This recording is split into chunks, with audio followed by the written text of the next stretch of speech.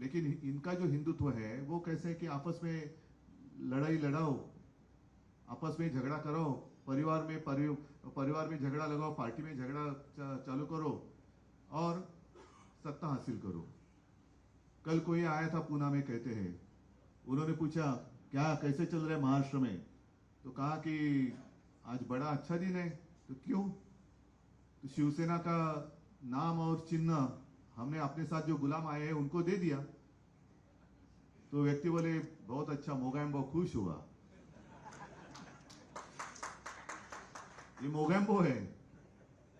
Mister India अगर आप याद करें तो उसमें यही है ना, मोगैम्बो यही चाहता था कि देश में एक दूसरे के साथ लड़ाई हो जाए, लोग आपस में लड़ते रहे और वो लड़ाई में व्यस्त रहेंगे तो मैं राज करूंगा। यही तो है आज के मोगैम्बो, यही तो है।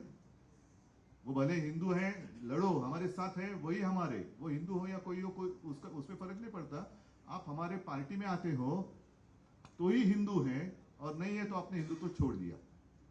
आप मुझे बताओ, मैं तो जैसे आपने कहा इंतजार कर रहा हूं बीकेसी में कब आप जनसभा करते हो।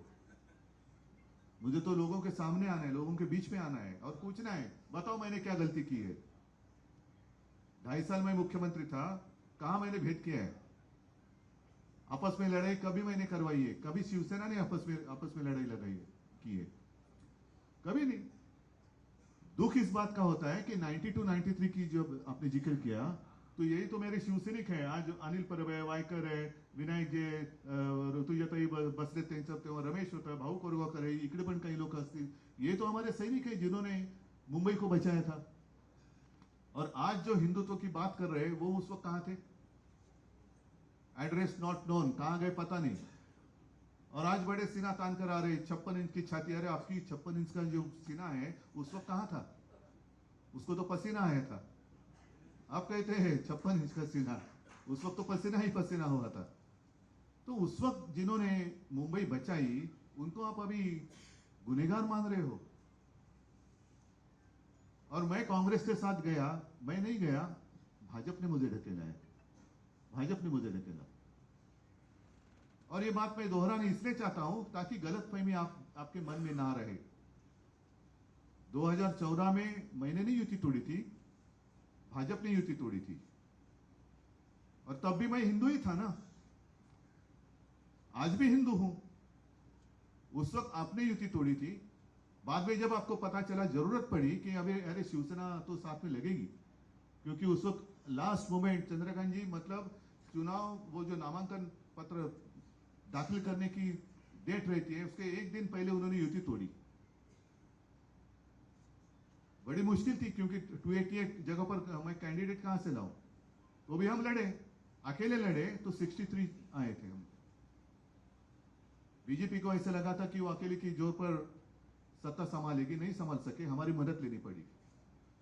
उसके बाद अमित शाह घर पे आए थे, और ये तो मैंने जब दसरा की रैली हुई थी अभी की शिवाजी पार्क, तो मैंने मेरे माँ और पिताजी की कसम खाकर शपथ लेकर कहा था कि ये बात सच है। उन्होंने मुझे एक वचन दिया था, और वो इसलिए मैंने मांग की थी क्योंकि मैंने मेरे पिताजी को यानी बाला साहब को आखिरी दिनों में वचन दिया था कि मैं एक ना एक दिन आपका शिवसैनिक मुख्यमंत्री करके दिखाऊंगा। वो वचन आज भी मेरा कायम है। तो उस वक्त अमित जी ने कहा ठीक है, और बाद में ठीक है के बाद जो कुछ हुआ आप देख रहे हैं। और उस वक्त अगर मैं आज जैसे हमारे कुछ लोग गले में पट्टा बांधकर गए हैं उनके पास, तो ये तो मेरे पिताजी ने कभी सिखाया नहीं किसी की गुलामी करो। मेरे पिताजी ने सिखाया अन्याय के साथ लड़ाई करो। मैं तो लड़ने वाले पिता का लड़ने वाला पुत्र हूं, और कभी झूठ बात नहीं करूंगा। मैं झूठी बातें करना मेरे खून में नहीं है। और इसलिए मैंने कहा कि ऐसी बात है तो मैं छोड़ दूंगा। मैं अच्छा हम देंगे, वही आपको मिनिस्ट्री लेनी पड़ेगी क्या? और उस वक्त तो ये कहा गया था कि आप चुनकर आए हो, ध्यान में रखो मोदी जी का चेहरा आपने इस्तेमाल किया है। उस वक्त तो युति थी, गठबंधन था। हाँ, हमारे पोस्टर पे मोदी जी का चेहरा था, उनके पोस्टर पे हिंदू हृदय सम्राट बाला साहब का चेहरा था। और एक जमाना था ना, कल मैंने कहा कि एक जमाना जरूर था कि मीटिंग में, मोदी जी की मीटिंग में पब्लिक मोदी जी के नकाब मास्क पहनकर आते थे। लेकिन अब दिन बदली हो गए, अब मोदी जी को बाला साहब का नकाब पहनकर महाराष्ट्र में आना पड़ता है।